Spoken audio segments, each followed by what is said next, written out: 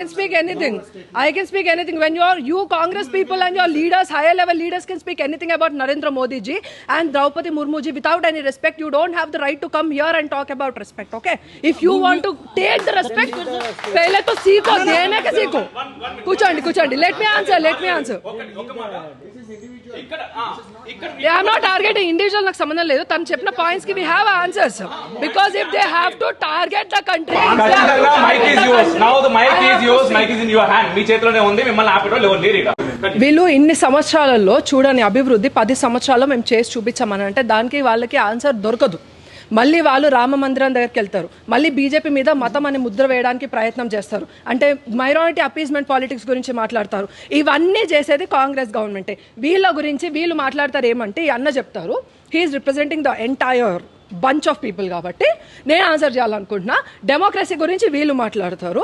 ఎవరైతే ఎమర్జెన్సీని ప్రకటించి ఒక సామాన్య పౌరుడి యొక్క హక్కుల్ని కూడా తీసేసుకొని ద బేసిక్ ఫండమెంటల్ రైట్స్ కూడా సిటిజన్స్ దగ్గర నుంచి పీకేసుకొని లాగేసుకొని తన కుర్చీని కాపాడుకునే ఇందిరాగాంధీ వీళ్ళ పార్టీకి చెందిన ఆమెనే. వీళ్ళకి అసలు డెమోక్రసీ గురించి మాట్లాడడానికి హక్కులు ఏమైనా ఉన్నాయా? అండ్ ఈ తెలంగాణ బిడ్డగా నేను మాట్లాడుతున్నా, నేను ప్రశ్నిస్తున్నా. కాంగ్రెస్ వాళ్ళు ఇచ్చారు కాబట్టి వీళ్ళు ఇక్కడ ఏమంటారు అధికారంలోకి వచ్చారని 1969లో 369 మందిని కాల్చి చంపింది కాంగ్రెస్ వాళ్ళు. తెలంగాణ రాష్ట్రం అడిగినందుకు చంపి పడేశారు కాంగ్రెస్ హయాంలో. అంతమంది ఈరోజు తెలంగాణ రాష్ట్రంలో చావులు బలయ్యారని అంటే బికాస్ ఆఫ్ కాంగ్రెస్ పార్టీ. అసలు వాళ్ళకి ఏం అధికారం ఉంది మరి తెలంగాణ రాష్ట్రం గురించి మాట్లాడేది? అసలు దేశం గురించి మాట్లాడడానికి వాళ్ళకి ఎలాంటి అర్హత ఉందన్న? రిలీజన్ గురించి మా మీద ముద్రేస్తారు. ఎప్పుడైతే పార్టీషన్ జరిగిందో on what grounds and on what basis did Congress government sign on the partition? ఎవడబ్బా సొత్తని మీ జోబులో నుంచి ఇచ్చిన పైసల భూమిని ఇచ్చి పడేసిర్రా? ఎవరిది భూమి? భారతదేశాన్ని ముక్కలు చేసి కుక్కలకి పంచినట్టు విస్తరలో ఇలా పడేసింది ఎవరు? కాంగ్రెస్ గవర్నమెంట్ కాదా? అప్పుడు ఆన్ రిలీజియస్ బేసిస్ ఎప్పుడైతే పార్టీషన్ జరిగిందో మరి ఇది హిందూ దేశంగా ఎందుకు ప్రకటించబడలేదు? ఇంకా మళ్ళీ అడిషనల్ గా ఈ భూమిని కూడా లాక్కోవడానికి 370 ఆర్టికల్ కశ్మీర్ ని వీళ్ళకి ఇందాక చెప్తున్నారు కదా కాన్స్టిట్యూషనల్ పాత్వే అని రెడ్ కార్పెట్ చూపిస్తున్నారు. కాన్స్టిట్యూషనల్ పాత్వే అని మాట్లాడే ముందు అంబేద్కర్ గారి గురించి మాట్లాడే ముందు మీకు కనీసం మినిమం రైట్స్ ఉండాలి. ఆయనను ఓడించడానికి ఆయన కాన్స్టిట్యూషనల్ బేస్ లో ఇప్పుడు నించొని ఎంపీ టికెట్లు, ఎమ్మెల్యే టికెట్లు, నేను కంటెస్ట్ చేసిన, నేను పోటీ చేసిన అని మాట్లాడుతున్నారు కదా.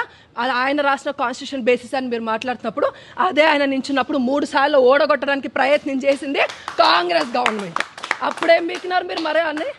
అప్పుడు మరి అంబేద్కర్ గారు రాజ్యాంగాన్ని మీరు అంత రెస్పెక్ట్ చేయాలనుకుంటే ఇన్నిసార్లు ఎందుకు మీకు అనుగుణంగా మైనారిటీస్కి అనుగుణంగా ఎందుకు రాజ్యాంగాన్ని అమెండ్ చేయాల్సిన అవసరం పడింది? ఫస్ట్ ఆర్టికల్ 1లోనే చెప్తా ఇండియా దట్ ఈస్ భారత్ అని అంబేద్కర్ గారే రాశారు. మరి ఇప్పుడు ఇండియా పేరుని భారత్గా మారుస్తామంటే దాన్ని కేవలం ఒక మత ఆధారంగా మాత్రమే ఎందుకు మాట్లాడారు? ఇప్పుడు కాశ్మీర్ని ఎందుకు 370 ఆర్టికల్ని మళ్ళీ తీసుకొస్తానని రాహుల్ గాంధీ మాట్లాడుతున్నారు మేము అధికారంలోకి వచ్చిన తర్వాత. అన్న 370 ఆర్టికల్ ఉంటే నీ భూమి ఆడగాకపోతే ఈడ కొనుక్కో అన్న, ఎకరమేమన్నా 10 ఎకరాలు ఇప్పిస్తాం నీకు, అర్థమైందా? మేము చందాలు వేసుకొని ఇప్పిస్తాం.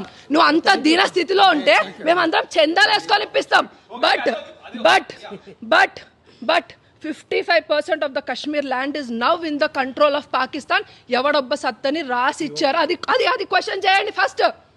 ఈరోజు మన దేశం ఎటుపోతోంది? ఇంకా యువకులు అటు సైడ్ కూర్చొని మాట్లాడుతున్నారు అని అంటే ఈరోజు కళ్ళలోంచి నీళ్లు కాదు రక్తం వస్తుంది. ఇప్పుడు డెమోక్రసీ గురించి మీకు మాట్లాడడానికి మినిమం రైట్స్ కూడా మీకు లేవు. పాత్వే గురించి మాట్లాడుతున్నారు. అంబేద్కర్ గారిని అవమానించి మీరు అంబేద్కర్ గారికి భారత రత్న ఇప్పించారా? వీళ్ళు బీజేపీ గవర్నమెంట్లో ఇప్పించారు. బీజేపీ గవర్నమెంట్లో భారత రత్న ఇప్పించారు. కనీసం పార్లమెంట్లో అంబేద్కర్ గారి విగ్రహం కూడా లేదు. ఆయన కనీసం పూలేసిన దాఖలాలు కూడా మీ బతుకులు కాదు. బీజేపీ గవర్నమెంట్లో అంబేద్కర్ గారిని మర్యాద పూర్వకంగా చూసాం. ఈరోజు ఒక 370 ఆర్టికల్, యూసీసీ, ఎన్ఆర్సీ, సిసిఏ ఇవన్నీ కాదు. ఈరోజు దేశము 70 సంవత్సరాలు అడుక్కు తినే స్టేజ్లోనే ఉండింది. 70 సంవత్సరాలు, 10 సంవత్సరాలు మాత్రమే అభివృద్ధి కాలాన్ని భారతదేశం చూసింది. ఇది భారతీయ జనతా పార్టీ యొక్క గొప్పతనమే, ఇది నరేంద్ర మోదీ గారి యొక్క గొప్పతనమే, ఇది సంఘటిత శక్తి యొక్క గొప్పతనం మాత్రమే. అది మేమందరం మా అందరికీ గుర్తుంది. మా అందరికీ తెలుసు. శాంతి మంత్రాలు వీళ్ళు మనకు బోధించాల్సిన అవసరం లేదన్నా. మాకు శాంతిగా ఎప్పుడు ఉండాలో తెలుసు. ఖడ్గం పట్టుకొని ఛత్రపతి శివాజీ మహారాజ్ ఎప్పుడు అవ్వాలో కూడా మాకు తెలుసు. వీళ్ళు ఎప్పుడైతే రామ మందిరాన్ని వీళ్ళు ఫర్గా ఉన్నారా, 370 ఆర్టికల్ వీళ్ళు వ్యతిరేకం కాదా? రామ మందిరానికి ఫర్గా అంటే వీళ్ళ నాయకులందరికీ ఏం రోగం పుట్టింది? రామ మందిరానికి రావడానికి ప్రతిష్టాపన రోజు ఎట్ ద సేమ్ టైం కోర్టులో అసలు రాముడు అనేవాడే కల్పితం అనడానికి అడ్వకేట్స్ ని వ్యతిరేకంగా పెట్టింది కాంగ్రెస్ వాళ్ళు. ఇవన్నీ క్వశ్చన్ చేసుకోండి. నేను హిందూని, నేను సోమవారం శివుడి దగ్గరికి వెళ్తా, మంగళవారం ఉపవాసం చేస్తా, కడుపు మార్చుకుంటా, కాలు కడుక్కుంటా, ఇలాంటివి కాదన్నా. మనం పోయి పూజ చేయాలంటే వన్ సెకండ్ మనం పోయి పూజ చేయాలంటే గుడి బతుకుండాలి. ఈరోజు ఆంధ్రాలో గుళ్ళని ధ్వంసం, ఒక్క నిమిషం అన్న, గుళ్ళని ధ్వంసం చేస్తున్నారు. మీ కాంగ్రెస్ వాళ్ళు ఎవరు మాట్లాడారు?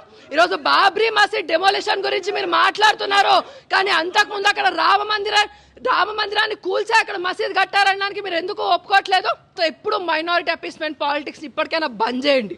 లేకపోతే మీ అమ్మ చీర కట్టుకునేది రేపు నీ పిల్లమో నీ కూతురో బుర్కా వేసుకునే